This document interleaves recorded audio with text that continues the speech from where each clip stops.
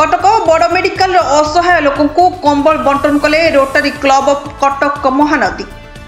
आज कटकर Shri Ramchandra भंज medical college और हॉस्पिटल परिसर में आश्रयस्थल में प्रबल शीतर थरुवा लोक शीतकालीन वस्त्र बंटन करिसेंती रोटरी क्लब ऑफ कटक महानदीर सदस्य माने।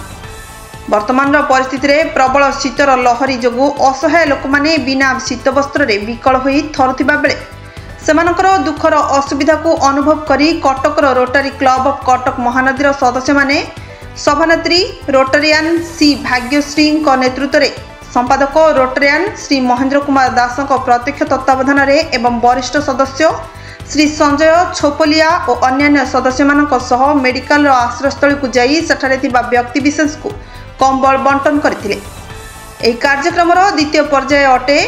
यह रोटरी क्लब ऑफ कटक महानदीर असहाय लोक मुहरे हस फुटाइबा सह नूतन इंग्राजी वर्षर भेटी बोली कर्मकर्ता माने प्रकाश करथिले।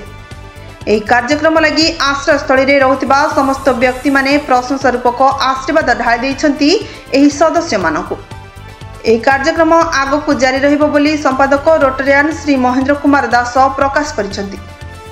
शीतकालीन वस्त्र बंटन रे rotary club of Cuttack Mahanadi असहाय लोक बंधु पलटि बोली कहुए।